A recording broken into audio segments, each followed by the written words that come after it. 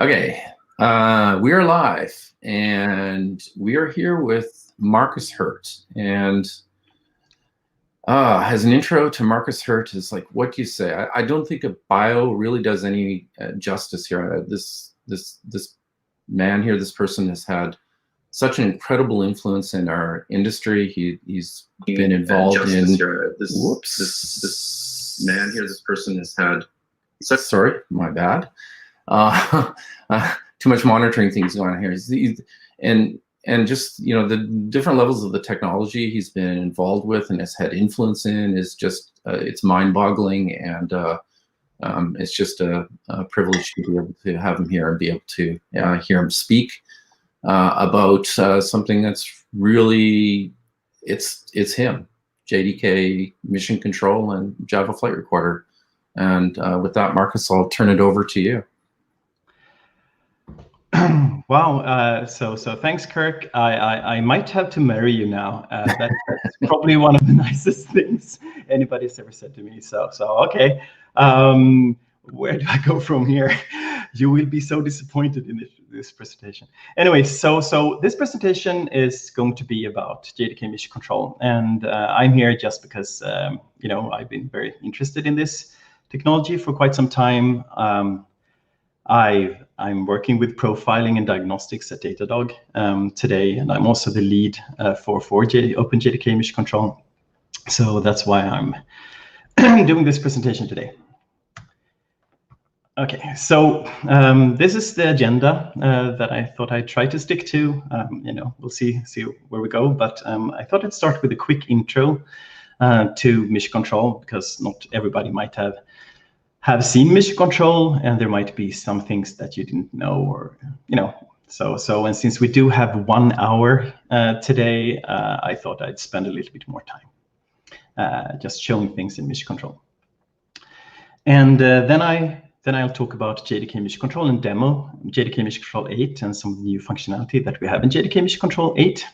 And really sorry if there is some feature that I won't bring up. I thought I'd stick to a few there, so I'm not going to be showing everything. And at the end, I'm going to you know, go through what we're trying to do in the near future, midterm, and longer term. And I'm coming down with something, so, you know, if my voice is crackling a bit, that's why.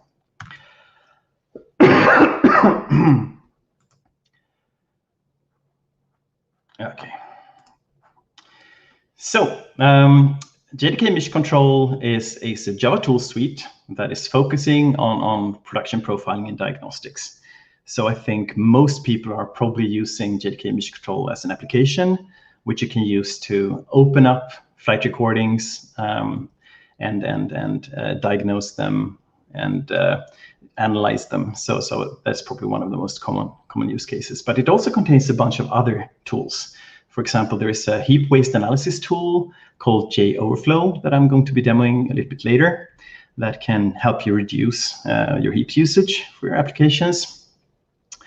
And yeah, so brief history of Mission Control. It was once called JRocket Mission Control because it was part of the JRocket Mission Control tool suite. So JRocket was a JVM built by a Swedish company called Appeal Virtual Machines. And then later it was acquired by BAE Systems and Oracle, and then Oracle acquired Sun Microsystems, and then sort of the JVM team emerged, and it became Java Mission Control. And it was commercial at this point. So we actually had to license the technology from Oracle. And I think about 2 years ago or so, it was open sourced, and because of trademark concerns or registered names or whatever, it was renamed JDK Mission Control. So the proper name for Mission Control these days is JDK Mission Control, nothing else. And also the proper name for flight recorder, Java Flight Recorder, is JDK Flight Recorder, not Java Flight Recorder. Since it was open sourced, just so you know. And the current version of Mission Control that was open sourced is was 7.0.0. There was a patch version, so the source release is now 7.0.1. And the upcoming release that should be released maybe today, we'll see if the source release happens today, and then binary releases will follow. But hopefully we can pull that off today. We'll see. So it's very, very close now. Now, if you want a binary release of mission control, there's multiple vendors that are producing them. So, for example, you have Adopt-JDK producing builds, and they are really popular because they also do early access releases. So if you want to run 8 or an early access release of 8 even now, then you can get it from Adopt. Zulu, they changed, they branded JDK Mission Control. So it's called Zulu Mission Control. Bellsoft also has a branded version called Liberica Mission Control. Oracle has a version of Mission Control that also contains links within the tool to the update site, so you can download some extra plugins. And Red Hat has a version of Mission Control that is included in Fedora, so it's really easy to install.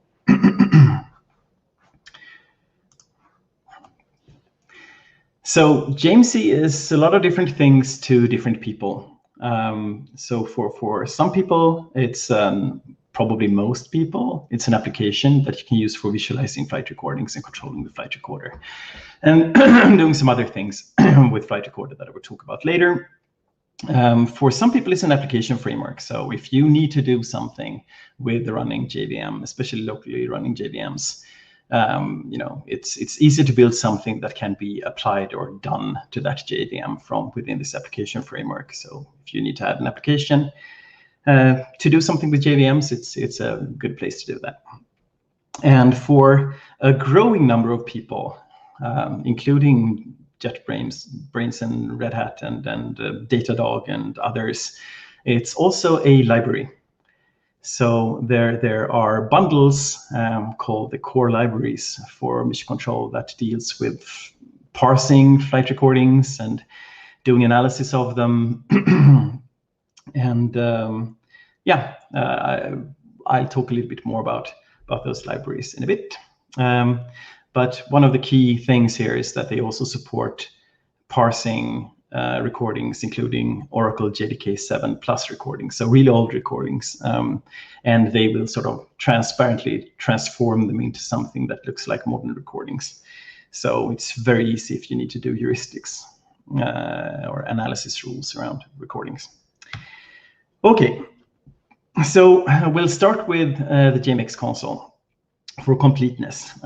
So this is a tool that is good if you need to monitor a single or a few JVMs continuously just to go look for something. You will see some key performance metrics like CPU and memory usage, and it allows you to browse MBeans and trying out MBean APIs. So if I need to add an MBean API to something, I usually use the JMX Console and Mission Control to try them out and invoke my operations or read my attributes. It's also really good for invoking diagnostics commands remotely. So as most of you probably already know, there is a tool, a local command line tool called JCMD. And JCMD is really good for invoking these diagnostic commands in locally running JVMs. And if you need to remotely invoke them, you can use the JMX Console, and there's a nice little UI.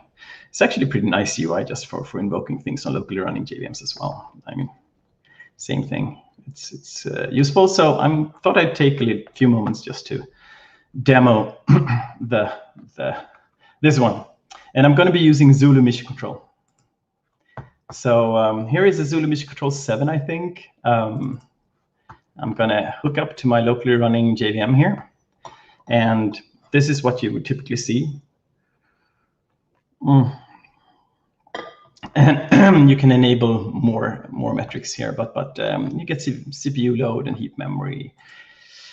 MBean browser is one of the nicer things compared to other JMX browsers, because we actually know about the attribute content types. So it's not a really huge number for, let's say, the committed virtual memory size. It's in gigabytes. easier to read, certainly, than the large number. It's also nice to just invoke things. So, if you have operations, let's dump all threads, for example. Can execute that, and here we go. You can browse the composite data that you get as a return from this dump all threads method. So if you need to use this API, this is a nice way to explore what you can actually get from it. And even better, you can do consecutive dumps or executive operation invocations, and you can compare the results, which is kind of handy. So that's one thing. Then we have triggers. So triggers are things that act when something happens. So you have a condition that you set. For example, you have a trigger value. In this case, I've set that the max trigger value should be 10% of CPU for the process. And if we go over 10%, whatever the action is set to is going to happen. I've selected application alert here, so just a pop-up, but you can, do hprof dumps or dump the flight recorder, things like that. So I am going to enable this. We'll see how this works when I'm broadcasting, but I'm going to add a little bit of load, and boop, here you go.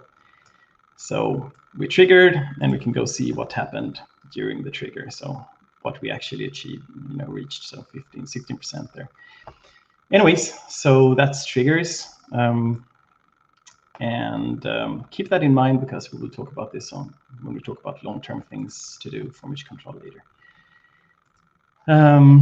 Threads, you can do deadlock detection, and you can do CPU profiling even here, though, of course, flight recorder is kind of superior to the simple one in here. You can also get a thread stack dump for any thread that you click on, and you can do allocation profiling. And last but not least, you can also invoke diagnostic commands. So, for example, if we wanted to get a full thread stack dump, let's include everything. And we get a pop-up saying that this might impact, because we're going to cause a safe point, of course. Yeah, here we have a heap dump. We can get more heap dumps. Yeah. Here we go. Another heap dump. There are some other exciting things that are quite expensive, like calculating the class histogram. So you get to see how many how your heap is divided by class. So you can see how many instances, how many bytes they occupy. You can see on the leaderboard we have byte arrays and then integer arrays.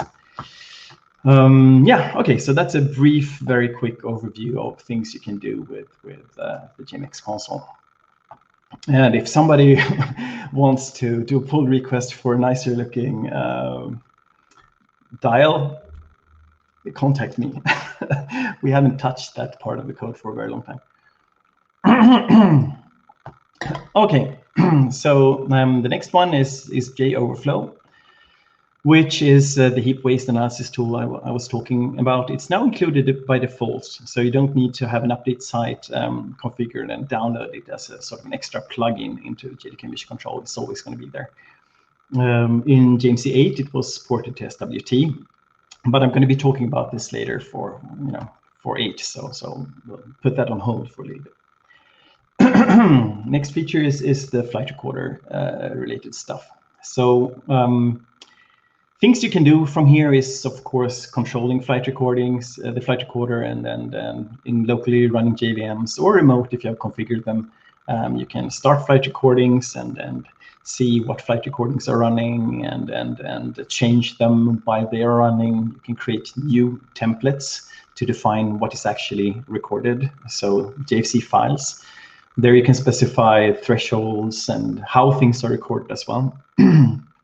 We can also visualize recordings. So, go look for things that you're trying to learn more about, such as where, you're spending the most time executing on CPU and Java code on CPU, or find out where your allocation pressure is, or where you're having synchronization issues. And then analyzing recordings. Flight recorder these days have a bunch of heuristic rules that go through the recording data and tries to see if there is something funky. funny anti-patterns that we have learned over the years that are not good. Okay, so I'm going to spend a little bit of time trying to demo things a bit here. And I'm going to start with a very simple one. Actually, I'm not going to solve them for you. If you want to learn what the solution was, or how we actually made something better, then you should run the tutorial. So there is a tutorial for mission control, and there's a link at the end of the presentation where you can go through and solve these problems yourself. I just note that the heuristics picked up that we are spending a lot of time on sort of a specific path through your program, and a lot of time is being spent there, and it's identified a very interesting candidate for code optimization, which is the count intersection method here in the holder of unique values class. So it looks like this in JMC 7. It looks different in JMC 8 when you're looking at method profiling data. But you have a little stack trace viewer here where you can decide whether or not you want to start from the leaf nodes and whether or not you want to have them as trees. Anyways, we can see that from looking at the leaf nodes in the profiling data, the actual methods that were on CPU, we can see that integer equals here is the most common one. And walking our way backwards, we can see it's the contains method in linked list that is being checked a lot. We're trying to count the intersection of a bunch of unique values here. And then we can, of course, go to this method and see, what we want to do about it. I'm not going to do that today. I'm not going to ruin the surprise or fun. Then we can flip the stack trace over, look at it from the thread roots, and we can see we have thread run, and then we have the count intersection. We were also spending a tiny bit of time just running this initialize method, but we will reach the same conclusion just going down this.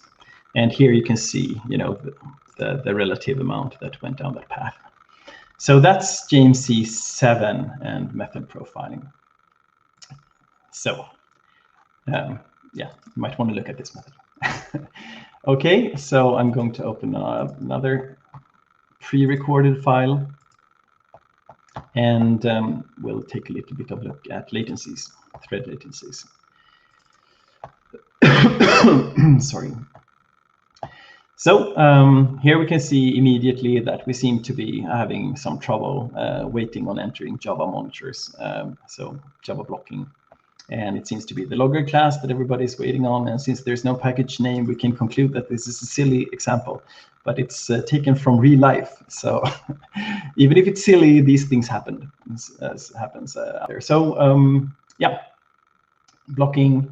What do? We can see a little red here over the lock instances pane, so we might want to go look there, and we can see that, yeah, there is actually just one monitor that is being shared amongst all these threads, and it's this monitor class. So, we could start seeing what this method looks like and see if we can do something about it. So that was easy and quick. Not going to show you the solution either.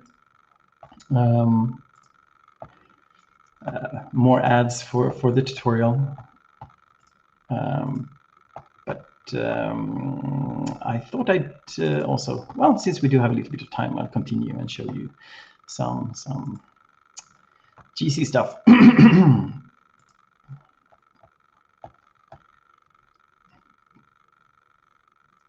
So actually, let's wait for it to complete. Oh, that's also one thing that I didn't wrote. Things and rule application is much faster in JMC 8 than it was in JMC 7. One of the reasons is we're using it in some of these heuristics at Datadog at a massive scale, so we had to make them more performant. Anyways, so what we can find here is actually the answer is right here. We're doing a lot of primitive to object conversions, aka autoboxing, and it's integers that we're autoboxing, and it's at this method at this call site. So But since we want to have more fun than that, we should just go look a little bit at the memory allocation, I think. Well, let's look at the garbage collections first. First of all, we actually have quite a lot of GCs here. And you can see that there is quite a lot of interesting information here. You can see the post phases, exactly what's going on for individual GCs. So that's one cool thing. There is much you can see here, but I don't think we have that much time. Let's look at the allocations. So we can see that we're allocating quite a lot of integers then, and we can see that they are all in that same method that was mentioned in this heuristic that triggered. So we probably want to go see if there's something we can do there. Right, and see what happens. Spoiler alert, if we fix that method, we will have no GC. So it goes from crazy amounts of garbage collections to absolutely none. Okay. Doing presentations like this is and not having an audience is very disconcerting, I must say. Nicer to see people. Anyways, okay, because I can't ask you if you want more demos or if you want me to continue now, but I'll continue, and then if there are, you know, this time afterwards, we can do even more demos. Cool. So as I mentioned, there is this. There are these libraries that you can use. Mostly, I guess they're used for parsing JFR data and applying heuristics. So it supports recordings from all the way back to Oracle JDK 7 and above. It gives you an in-memory model of the recording that you can apply and reapply heuristics on, and do filtering and calculate aggregates. And there is a nice declarative API that allows you to do this filtering and aggregations. And I'm going to do a quick demo a little bit later, so you can see how this might look. And good news is that it will finally be published on Maven Central for JMC 8. So very soon. These are the dependencies. For now, you can actually start using them from the Adopt OpenJDK Maven repo. So if you go look at my JShell example, and there is a link at the end of the presentation, you can see how you can start using them already. Of course, you get 701, the snapshot version of it. Yeah. Oh, so demo. So I started JShell with everything set up. So I'm going to go load a bunch of events. And I have this latency file, the one that I actually showed you guys just now. So I'm going to start loading this one. Oh, actually, we probably want to have a variable so that we can keep remembering that thing. Okay, so we've loaded it now. Let's say, since we did look at the latencies before, let's say that we want to look at these events. So we probably want to apply filter. Events, apply, and item filters, actually item filters, and then type. And the question then is, what do we put here? Well, one good thing is to just open the recording. Let's take latency. And in the event browser, you can see all the event types. And we have this Java monitor blocked. If we hover the mouse over it, we will actually see the event type ID, which is JDK Java monitor enter. So what we could do here is to just put JDK, Java monitor enter. And that would be one way of doing it. Now that's a little bit, you know, there are actually a bunch of monitor enter. These are defined, so you can see that it's defined there. And even better, so that's one thing we could refer to up there. There are also prepared filters for most of the things that we would want. So we can just go actually JDK filters, monitor, enter, and we get the same thing. Okay, so now we have filtered out the, okay, all of this is lazy, just like with streams. So it's actually not filter until we need them, but we now have the monitor enter events available to us. So now we can do aggregates. So what? There's a bunch of aggregators in the aggregators class. So we can do things like, let's just count them first to see how many we have. Okay, it's a little bit too big font. Okay, it's probably fine. So we can see that we have 277. Of course, that's not extremely fun. We probably want to do something more fun, so we can get the average. And the average, actually, let me give me some more space. Oops. So let's do something more fun. Let's do average. Average requires us to have an attribute. So we can take the attributes duration, for example, the duration attribute, and then we can see what the average duration for waiting on these monitors are. And that's in ticks, which is not entirely helpful. So display using iDisplayable. We'll just let the system decide some good way of showing the number. So it seems like 3.6 seconds on average. Of course, there are other statistical operations here. Let's go way back here and do standard deviation, for example.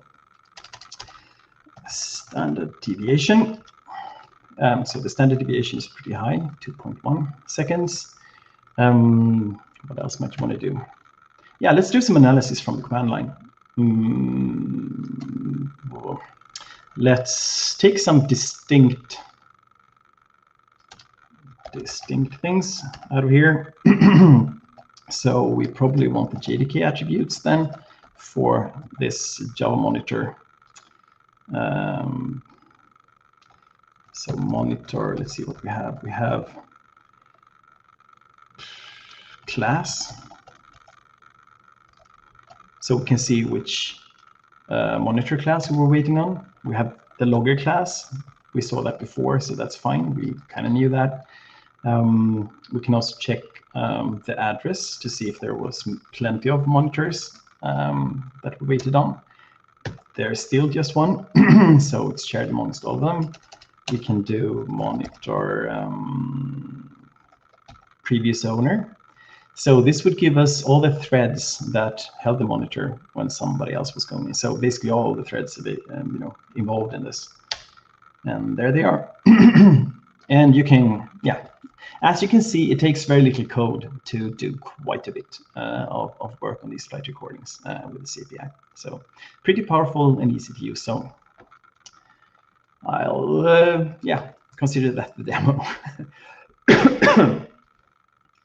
So there was this competition last year on Twitter where the best of JDK feature face-off knockout competition where Mission Control actually won. It was a lot of fun against a lot of very awesome features in the JDK, like records and Graal and JShell.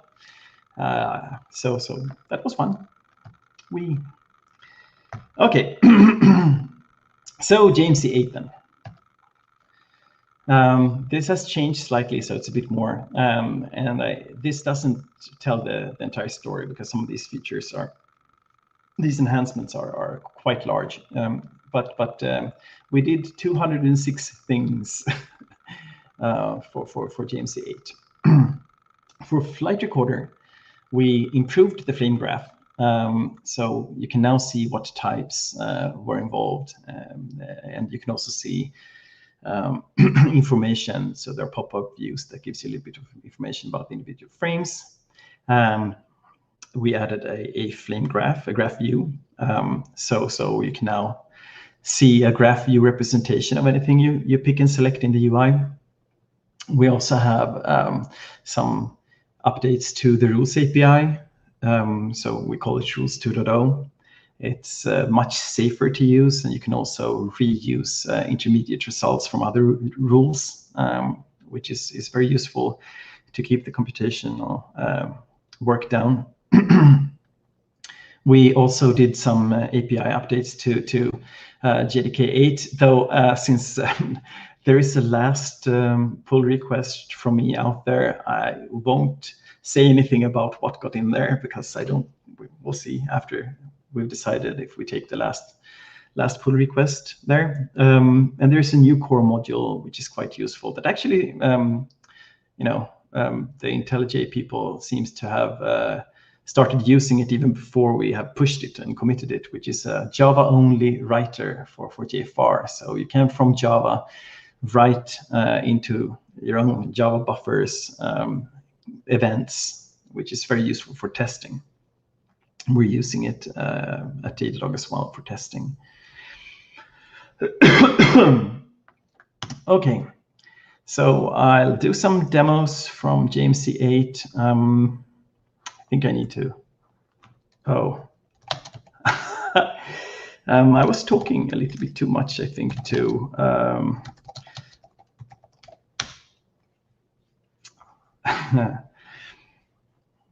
Kirk. So I'm first going to have to build a JMC 8. I just built the core. So yeah, nice weather, huh? Sorry about that. I don't think I have another JMC 8 anywhere. So yeah, we'll have to wait for a minute.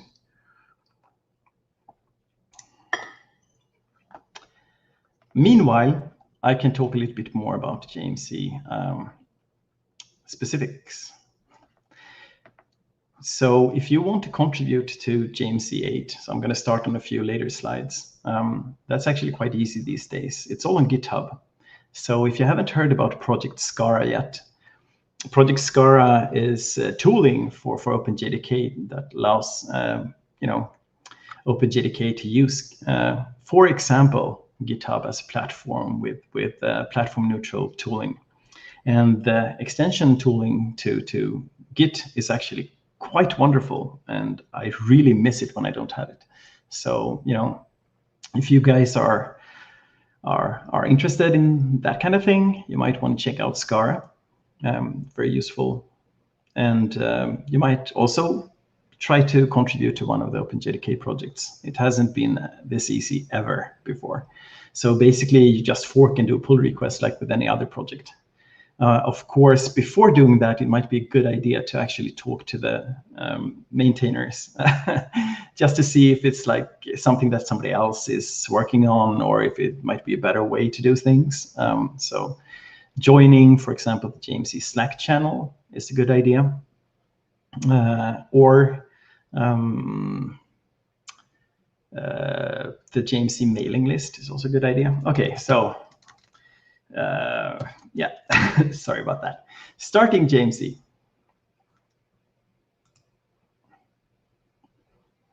Ta-da-ta-da! JMC 8. Coming soon to a wider release near you. Okay, so here we have the hot methods, the really simple recording from this stupid example. But there are some nice new features that I want to show you. One is the predecessors and successors are now back.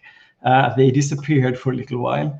In JMC 7, they are back. So whenever you click something, you will be able to see, the predecessors to that method wherever it occurs. So that's quite nice. Talked about the flame view. You get a flame view for whatever you click on. So now I took everything here. And okay, so this is a very stupid demo and very short stack traces, but you get the idea. And there's also graph view. So you can do the same thing. Whatever you click on, you get a graph for. And here's everything. And you can zoom in with the roll of your mouse.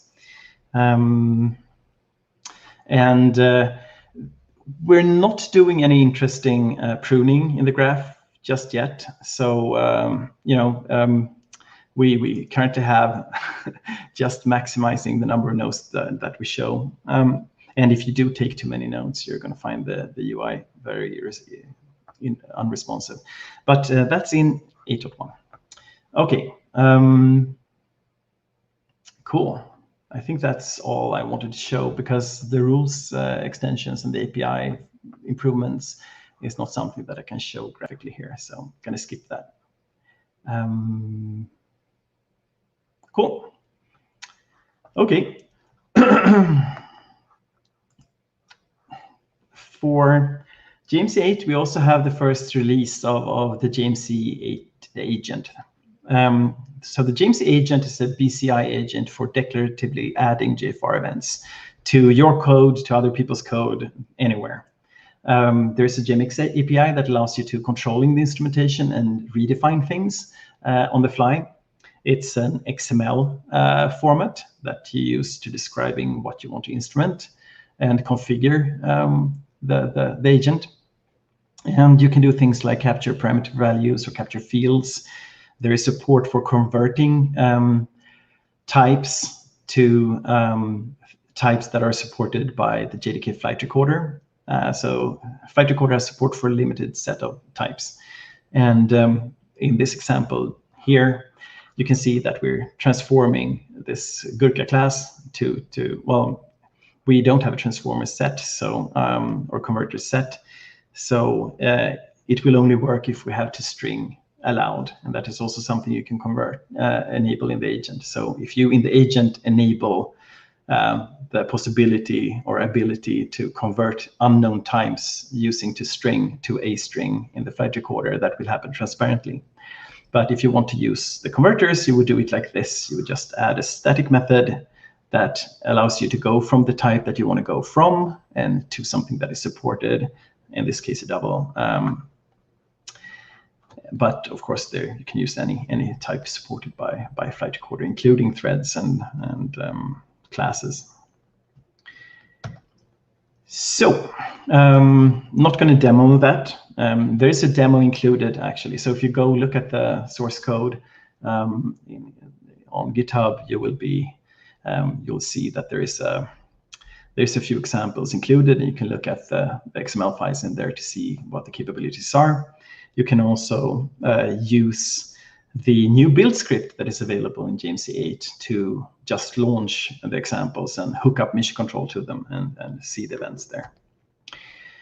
Okay, so as I mentioned, for JF Overflow and the analysis of heap waste, it's now been converted to SWT by Red Hat, and there is now a hierarchical tree map for JF Overflow. And since some of you might not have used it, I thought I'd spend just a few quick moments showing you the kind of things that you can do with, we need 8 here, 8. I thought I'd just spend a few moments showing you what can be done. So we're going to use an old heap dump, very old heap dump from JMC. Actually, let's put the instances over here and the tree map over here. Okay, so in JMC Overflow, you can see, how much memory you're using on the heap by all objects. And you can also see if there are any sort of anti-patterns here. So first, I'm going to just show the tree map. You can see by package what objects are on the heap. So in this case, there's a lot of object arrays and byte arrays. That's actually quite common. But then you can see you have strings, you have some Eclipse stuff over here, and you can zoom in to see more closely what different instances of what types are available. So that's the tree map. Listed up here are different anti-patterns for heap waste. So you can see, for example, sparse arrays. You have large arrays. Most of the things in there are null. You might have duplicate strings. So, many instances of the same content in strings. I'm not going to explain all of them. You can take a look yourself. But in this case, in JMC 4.1, which is in old JRocket days, as you can see by the package names over here, we had a lot of sparse arrays. We were trading a lot of memory for a tiny amount of performance that was unnoticeable when we started measuring it. So we can see here 17% of the heap we could save by the overhead is 70% by all these sparse arrays. So they are pretty much empty. And we can see that it's this circular array field M array that's holding on to them.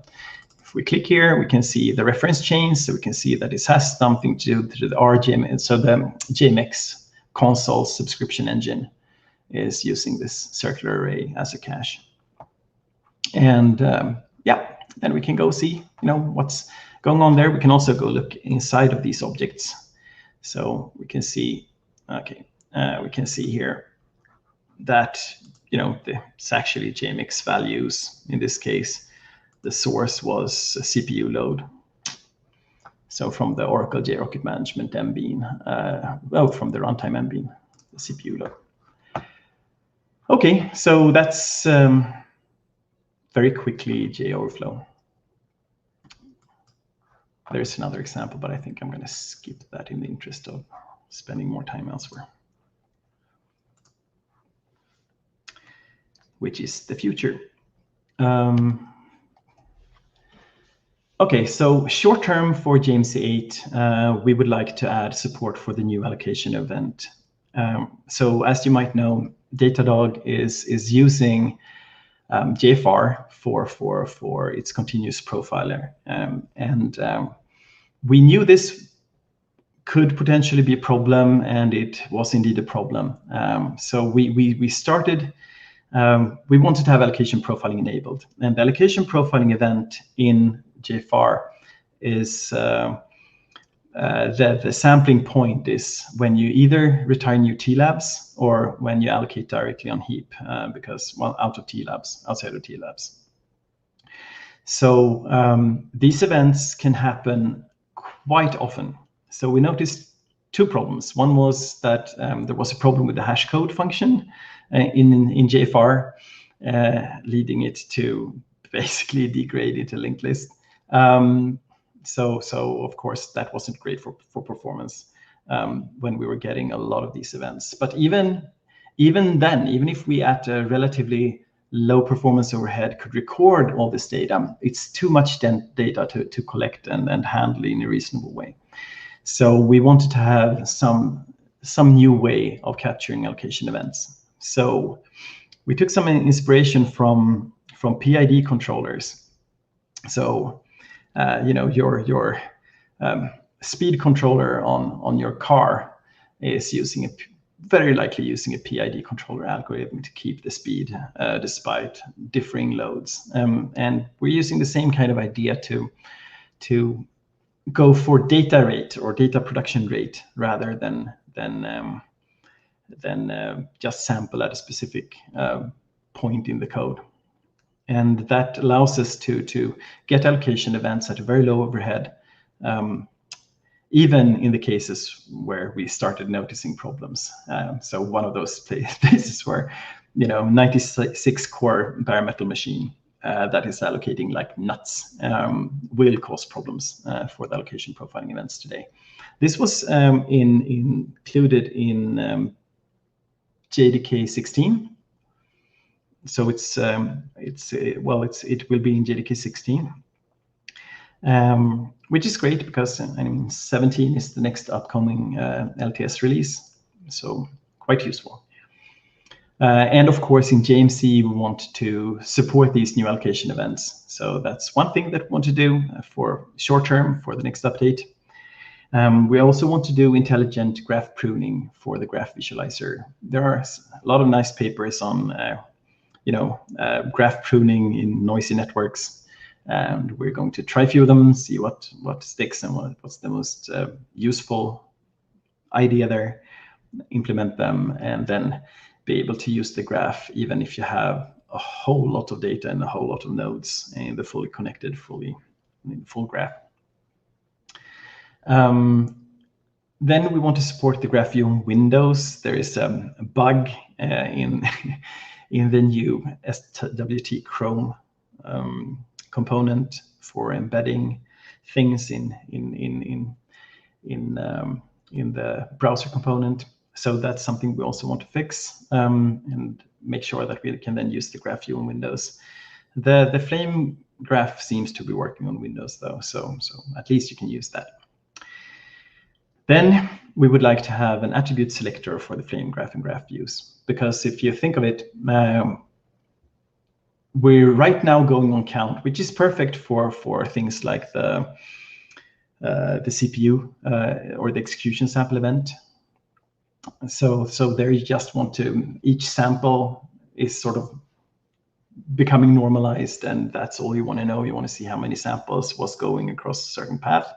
Now, you probably want something else if you're looking at, let's say, allocations.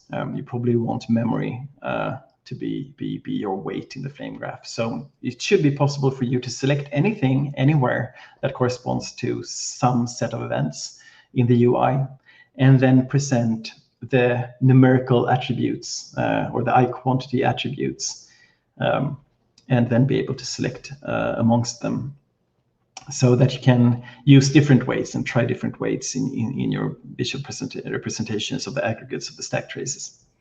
So yep, that's the short-term stuff that we want to get done.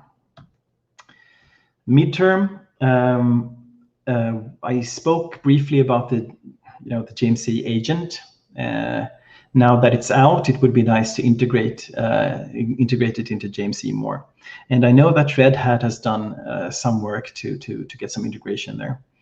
So you should be able, for example, to, wherever you find a method anywhere in the UI, no matter where, you should be able to just right-click on that method, let's say in a stack frame, right-click on that method and decide, hey, I want to get more information here.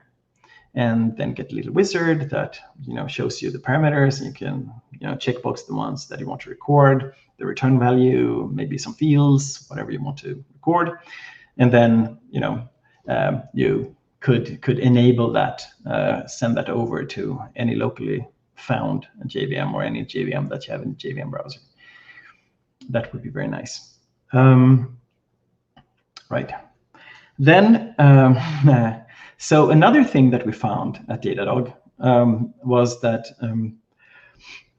the world is kind of grittier than you think when you're working in the Java platform group. So we thought that errors would be relatively random and very, very, very few and far between, because as the Java language specification says, errors is probably something unrecoverable, like an out-of-memory error, or you couldn't link something. Now it turns out that some people use errors for control flow, so that went straight out the door. So we needed to build our own exception profiler at Datadog. And it would be nice to have some of those ideas go into the JMC Agent for subsampling. Now, the allocation profiler is using a lot of those ideas, but they were, of course, implemented in C++ in the JVM. Now, we might want to take the Java implementation that we have at Datadog and use it in the agent for being able to target emission rate instead. So, if you get too many, we'll try to keep a constant sampling rate using these PID IDs. We'd also like to have a hierarchical tree map for aggregated stack traces. So basically, kind of like the tree map that we have for Overflow, but applied for aggregated stack traces. And now that might sound silly, because sort of if you only do that, you don't have any information about the call chains to these methods. You just get a nice picture of where the hotspots are in your code and related to your code, which is nice in itself, but from there you don't really have any obvious way to go further in your investigation. Now, if we do that, and also pair that with the butterfly view or sandwich view, now it becomes much more interesting, because you can select a method there in your big tree map and go see how it was called and what was called after. So, of course, when we do this, we also want to have a butterfly view or sandwich view, or there are many names for them, but where you can see the predecessors and successors to the method that you have selected. And lastly, we have found it quite useful. We built some command line tools, but I think it would be very useful to have a constant pool explorer inside of JFR, because when you're developing your own flight recorder events, or you just get recordings that are very large, it is interesting to be able to go search for things and see how many copies there are of certain constants. So a constant pool explorer, I think, would be a very useful addition to JMC 8. So that's midterm. Long term, there is a lot of ideas. I don't think I want to speak for, the JMC community too much here. But I think one of the things that we've been considering, and this might actually be shorter term, part of it might be shorter term. So we are starting to use JavaScript libraries for some of the visualization in mission control. So the flame graph is a D3 library. The graph is a GraphViz conversion to WebAssembly. So we are rendering things more and more in little browser views. Now, it would be really useful if this could be used and readily available to other people that wants to do visualization for JFR data. And I think short to medium term, there will probably be a bundle that at least produces the data in the nice format. So the GraphViz format is called DOT format. There is sort of serializer available, but in the UI parts, that of course does this dot serialization. There should be a non-UI core bundle that does produce these data structures so that it can render them in whatever frameworks. And I think having graphs and trees represented in JSON and dot format serializers and all that good stuff should probably be in a separate bundle that can be consumed by everybody. And in the long term, we should probably have support for the rendering as well, so that you can simply just use it from the command line to render pretty pictures if you want to. We'll see, but and of course use them in your own solutions around JFR. Another thing that we have been considering is for a long time, but never gotten around to do because focus has sort of been shifted away from the JMX part of the product, is server-side triggers. So the triggers that I showed you are currently being, they are listening over a JMX connection and polling and listening to notifications, JMX notifications. But there is constantly information flowing from the server to the JMC client. Now, it would be very nice if that sort of rules engine could be running in the JMC in the agent on the server side, and so that you could disconnect from the monitored process, and you would still get triggers happening. And what those, obviously, they wouldn't be alerts, then they might be something else, sending an email, paging something. Yeah, that might be interesting too. Of course, regarding all of these, if you have ideas and things that you would like to see in JMC, please let us know. So to get started with JMC, you can either go to the tutorial. So feel free to fork and do pull requests against the tutorial. It needs to be updated in a few places. I haven't really had time to go through it, but there's a tutorial and it's very step-by-step. And to do the JShell thing that I did for JMC Core, it's currently pulling from that JDK Maven repo, but it will eventually go to the Maven repo. You can go to my repo for JMC JShell. Actually quite useful for doing quick analyses from the command line too. And then there is some further reading. So the GitHub repo is obviously in OpenJDK JMC. It's easy to find. You can do pull requests. If you do a pull request, you will have to eventually, before it's committed, you will need to sign the Oracle contributor agreement. Just like most open source projects, there is a contributor agreement that you need to sign, but that's also a pretty easy, smooth process. Shouldn't take long. We have had contributions now that it became open source from people that are just individual contributors, and it's been relatively painless.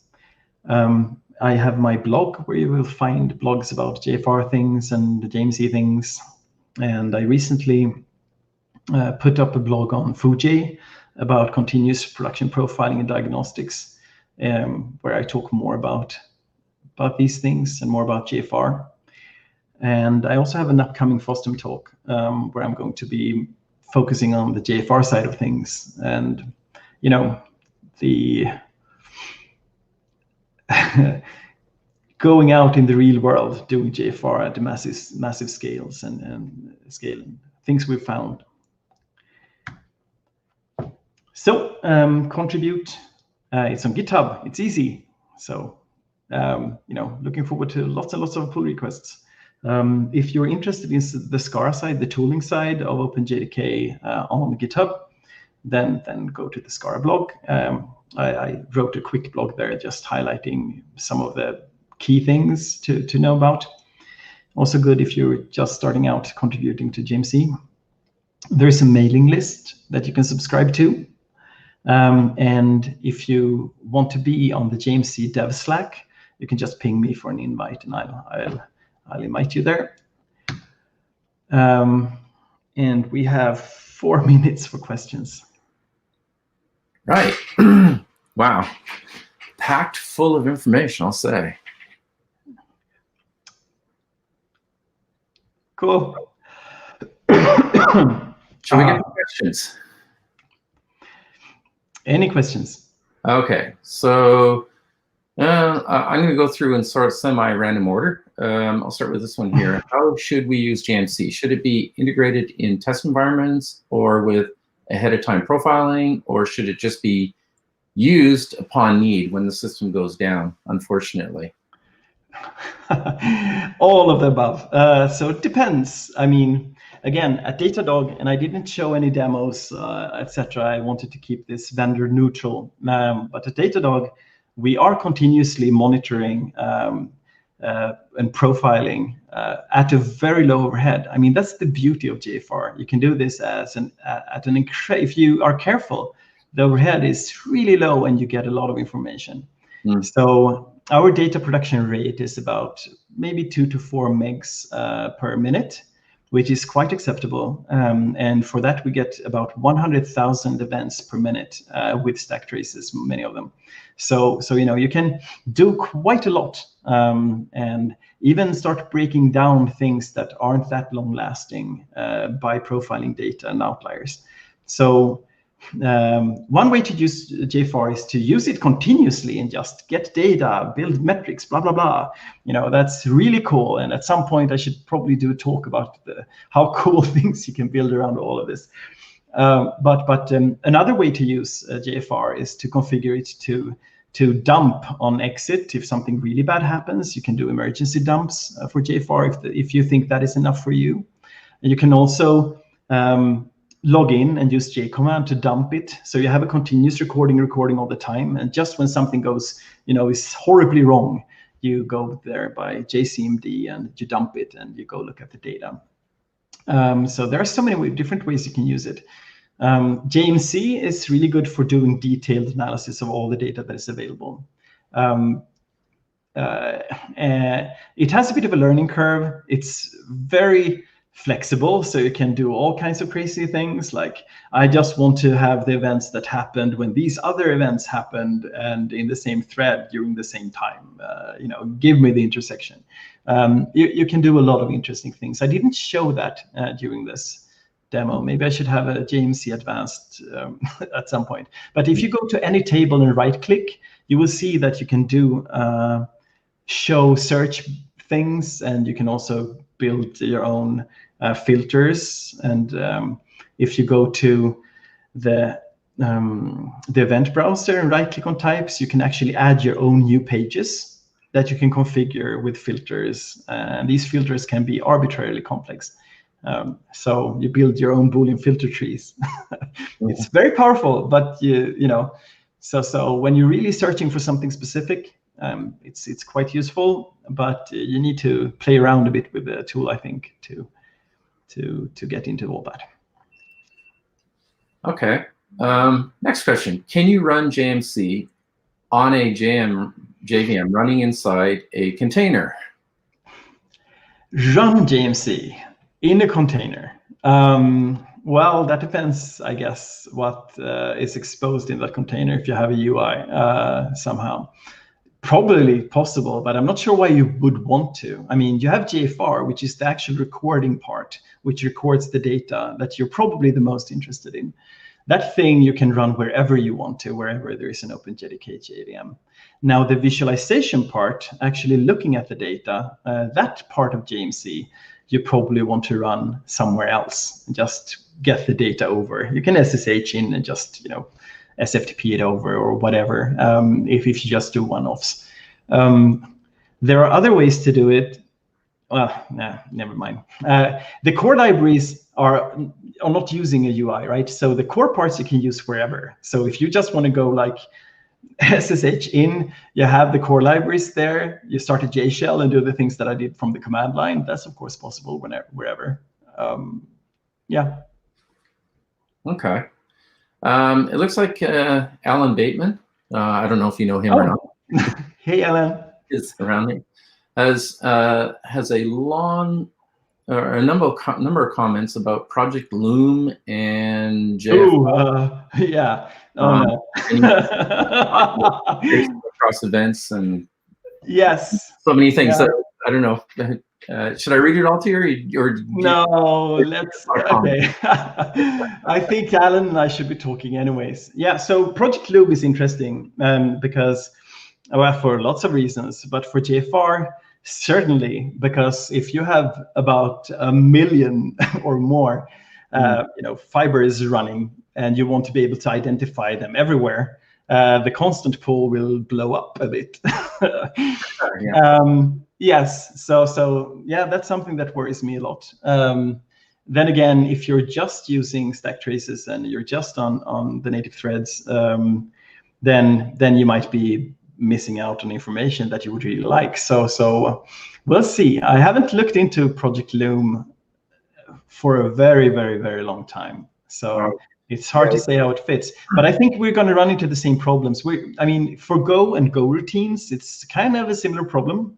You can have quite a lot of them, and you might want to be able to identify them. So we're going to have to be very careful how JFR and Loom works together, so that we're careful to not produce too much data. Yeah. One other thing there that might be interesting is, I think, so when we made this sampler, it shouldn't be too hard to use this sort of data rate sampler, the PID controller idea for arbitrary flight recorder events. So now that the code is in there, might be, one way to protect against insane amounts of data might be to use that sampler more for more kinds of events.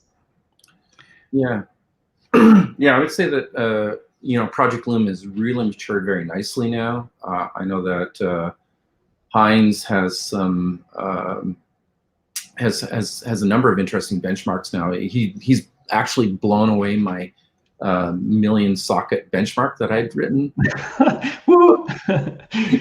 Yeah, we had like a server with 1 million sockets, well, talking to 1 million different clients. So, and he's done with Loom, and it was just a lot easier to do, and it was like a lot more fun. I think there is a lot to say for Loom in terms of having going back to a more sane programming model. There are some customers that are heavily using React frameworks, and they are like, yeah, it's impossible to debug, but the performance is good. I mean, yeah, it's really gotten a lot better, and it's really nice. So I mean, and I think you've hit on a point too. It's like I think profiling traditionally has been expensive, just simply because of the sampling techniques that people have avoided using. And certainly, maybe you can explain. I'll ask my own questions, like, what are your experiences with different sampling techniques and still being able to find basically regressions, source of regressions with them? with much less data? It depends. So it depends what you're after, right? If all you're looking for example, if all you're looking for is to say for a big portion of time where you're spending the most time on CPU because you want to optimize for CPU, if that's the only thing you want to do, then you could sample like very rarely. And if you're truly randomly sampling, you will be fine. You will the most CPU intense thing will pop up in your sampling, and you will be good. Unfortunately, but people are sort of demanding more. So people want to be able to see really what was happening during this long-lasting request, or they want to be able to get profiling data broken down to in the context of something else. And luckily with JFAR we can do exactly that. So we can do the former and the latter. But this is a long discussion, I think, a very long discussion. Absolutely. I might have a bit of that discussion in the FOSDEM talk. We'll see. But yeah, I could just say that for Datadog and for our exception profiler, we decided to go with 2 events that are complementary for the exception profiler. That gives us everything you'd ever need and want. So we're really happy with the exception profiler. I think there is a lot to learn from it and use elsewhere. Like I said, in the JMC Agent, for example, being able to sample there. Excellent. Sounds like a topic for a brand new talk then. I don't think I have time for talks anymore. This was an excruciating experience to prepare for because it's my days are just crazy. Anyways, understood. Cool. Okay, so I think we're pretty much at the end. We've run over time. We have a few people saying huge thanks in the list, and so yeah, thank you everyone for attending, and yeah, thank you for presenting, Marcus, and yeah, thanks, Kirk. Have a great rest of the day, however long that is, for wherever you are. Yeah, thanks, Kirk. Talk to you soon. Bye-bye. Bye-bye.